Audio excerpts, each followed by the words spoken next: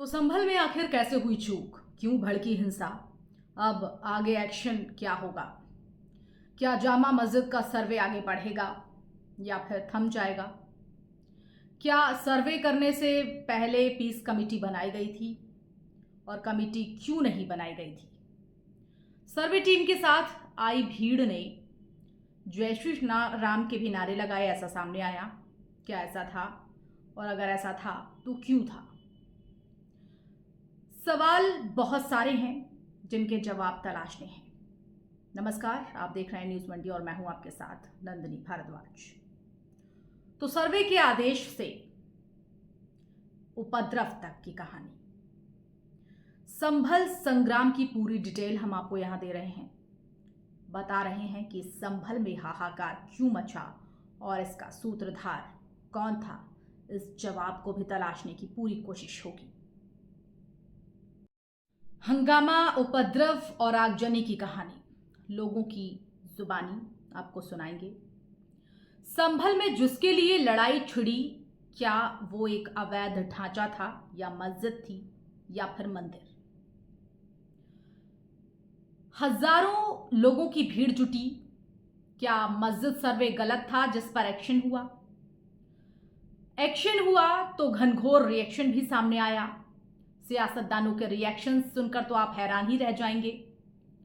आप हैरान रह जाएंगे कि स्टोरी बाय स्टोरी संभल की जिस तरीके से सोशल मीडिया पर वायरल हो रही है, इस पर राजनीति भी वायरल हो रही है और घटनाक्रम की हकीकत की तस्वीरें भी वायरल हो रही हैं।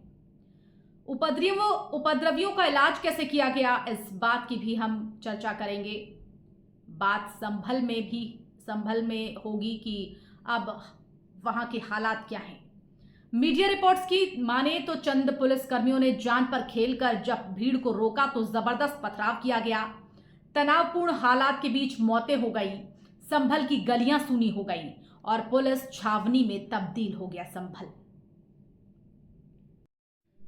सवाल उठता है कि आखिर सच में हकीकत में संभल में हुआ क्या था जिसकी वजह से ये हिंसा भड़की, लोग मारे गए, पथराव हुआ, आगजनी हुई, आंसू गैस के गोले छोड़ने पड़े, लाठी चार्ज तक करना पड़ा पुलिस को। अब सवाल यह भी है कि संभल में आखिर संभल को सुलगाने की कोशिश किसने की? जामा मस्जिद के सर्वे के दौरान हिंसा क्यों? ताज़ा हालात की बात करें तो फिलहाल संभल में इंटरनेट बैन कर दिया है, स्कूल कॉलेजेस की छुट्टियां कर दी गई हैं और वहाँ पर स्कूल कॉलेजेस के छुट्टी के साथ साथ एसपी ने ये ऐलान किया है कि बाहर से कोई भी राजनीतिक शख्सियत संभल में एंट्री नहीं करेगी और इस मामले में दोषियों के तहत भी एनएसए की कार्रवाई की जाएगी। 24 घंटे के लिए इंटरनेट बंद करने की हमने रिक्वेस्ट की थी, जिसे शासन द्वारा मान लिया गया। केवल संभल तहसील में 24 घंटे के लिए इंटरनेट बंद किया। तो सर आदेश कर दिए गए सर नेट बंद करने के लिए? हाँ, केवल 24 घंटे के लिए संभल तहसील के लिए आदेश। और अब जवाब तलाशते हैं कि आखिर संभल क्यों सुलगा, संभल क्यों हिंसा की भेंट चढ़ा, आखिर क्यों मस्जिद में खुदाई की अफवाह ये फैली, चिंगारी क्यों भड़की और क्यों भीड़ ने उग्र रूप ले लिया, क्यों भीड़ हिंसा में तब्दील होती नजर आई। तो क्या वाकई मस्जिद पर दोबारा सर्वे को लेकर हुए विवाद ने ही हिंसक रूप लिया? क्या सर्वे के दौरान खास समुदाय ने पुलिस पर पथराव किया, आगजनी की? जवाब में पुलिस को आंसू गैस के गोले दागने पड़े, लाठीचार्ज करना पड़ा। खबरों के मुताबिक रविवार की सुबह 7:30 बजे का ये वक्त था। जामा मस्जिद के आसपास के मोहल्लों में चहलकदमी बहुत कम थी, अधिकांश लोग तो घरों में ही थे और इसी दौरान किसी ने ये अफवाह फैला दी कि सर्वे करने वाली जो टीम है जो वहां पर गई है जामा मस्जिद में, वो मस्जिद के अंदर खुदाई कर रही है। इसके बाद भीड़ जुटने लगती है। देखते ही देखते लोग मस्जिद के बाहर तैनात पुलिसकर्मियों से भिड़ जाते हैं। अफवाह के बाद जब भीड़ जुटी, अफवाह की चिंगारी भड़की तो हजारों की तादाद में लोग जमा हो जाते हैं, पत्थरों से लैस होकर सामने आते हैं और 8:30 बजे तक भीड़ बेकाबू हो जाती है। मस्जिद में घुसने की कोशिश करती है पुलिस जब भीड़ को रोकती है तो मस्जिद को घेर लिया जाता है और फिर होता है पथराव शुरू। सड़क के साथ ही घरों की छतों से पुलिस पर पत्थर बरसने शुरू होते हैं। पथराव में कई पुलिसकर्मी घायल होते हैं, आम लोग भी घायल होते हैं। पुलिस घेराबंदी करती है और सर्वे टीम को जैसे तैसे मस्जिद से बाहर निकालकर थाने तक सुरक्षित पहुंचाती है। कहते हैं ना कि चिंगारी का खेल बुरा होता है, लेकिन ये खेल खेलने से फिर भी लोग बाज नहीं आते। यहां भी एक अफवाह की चिंगारी भड़काई गई और संभल में वो हुआ फिर कि किसी के रुकाए नहीं रुका।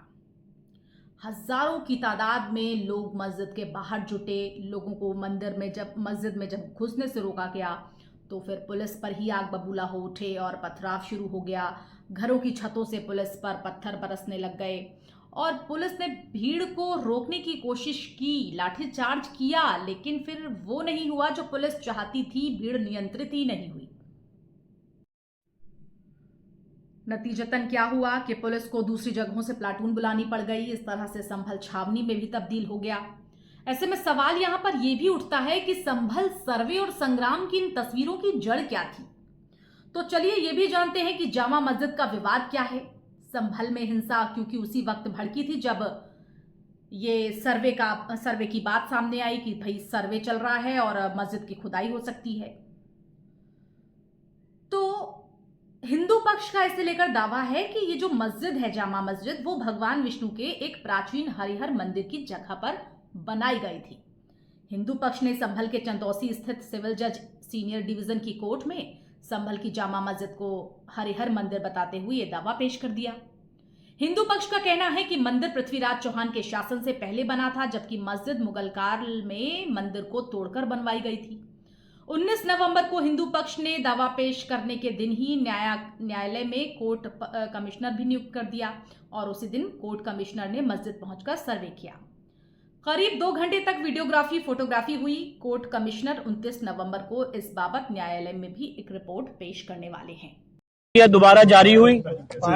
सुबह 7:30 बजे से 10 बजे तक ये कमीशन की कार्रवाई हुई और मैं आपके सामने बताना चाहता हूं कि जो फीचर्स हैं, जितनी चीजें हैं, उसकी वीडियोग्राफी फोटोग्राफी हो चुकी है एडवोकेट कमीशन महोदय द्वारा और अब ये सर्वे पूर्ण हो चुका है।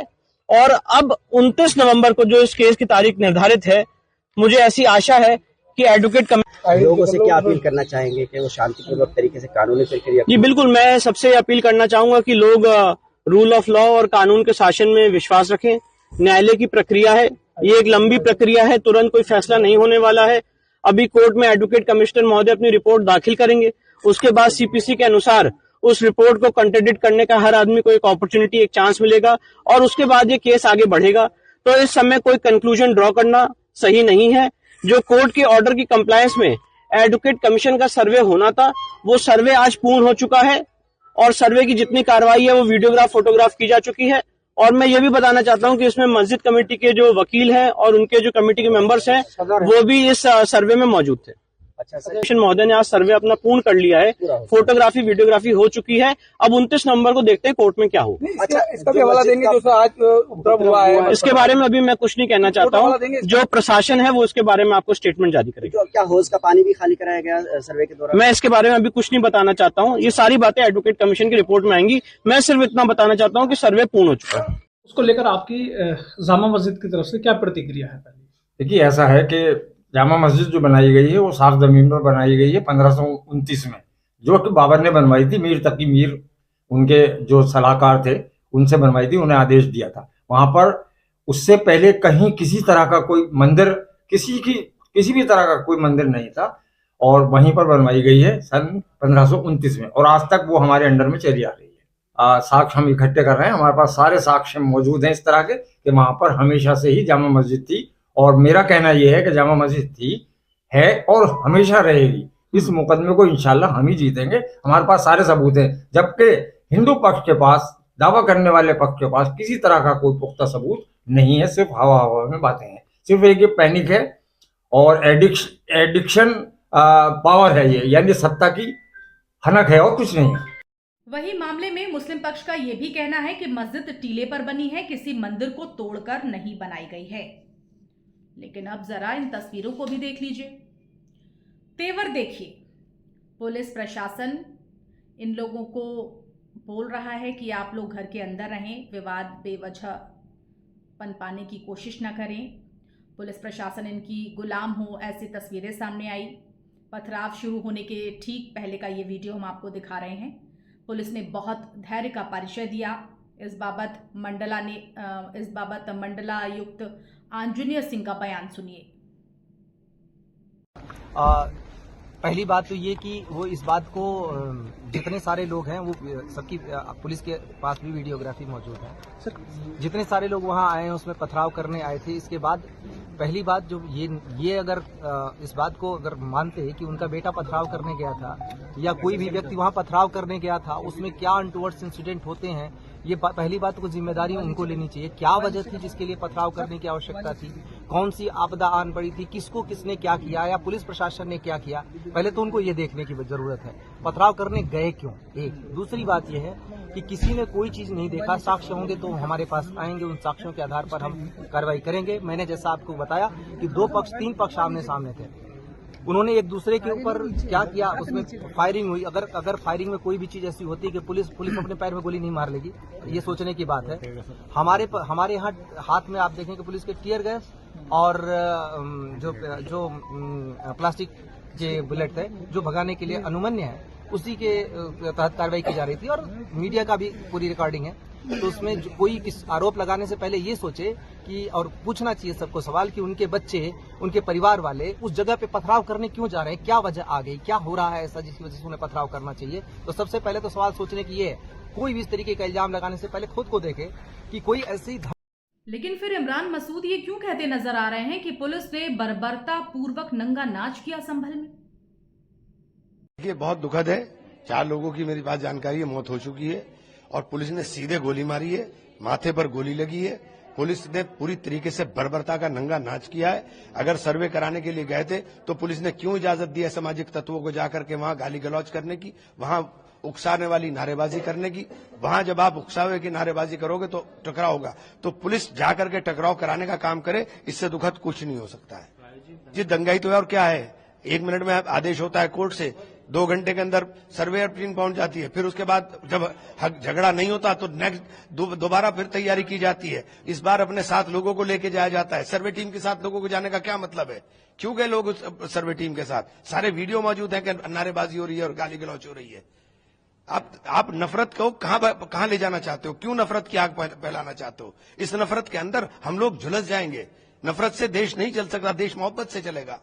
लेकिन सवाल बहुत सारे अभी बाकी हैं। दंगाइयों का हाथ किसके साथ था? संभल में भीड़ आई थी या फिर ये भीड़ जुटाई गई या लाई गई? संभल में ये हिंसा जो कुछ हुई, ये महज एक संयोग था या फिर प्रयोग? क्या पूरी प्लानिंग के साथ संभल में हिंसा को भड़काया गया, हिंसा की चिंगारी सुलगाई गई?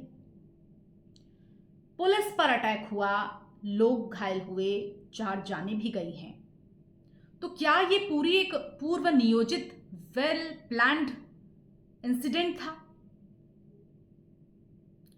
संभल में मंदिर के नाम पर क्या ये सब कुछ सही है?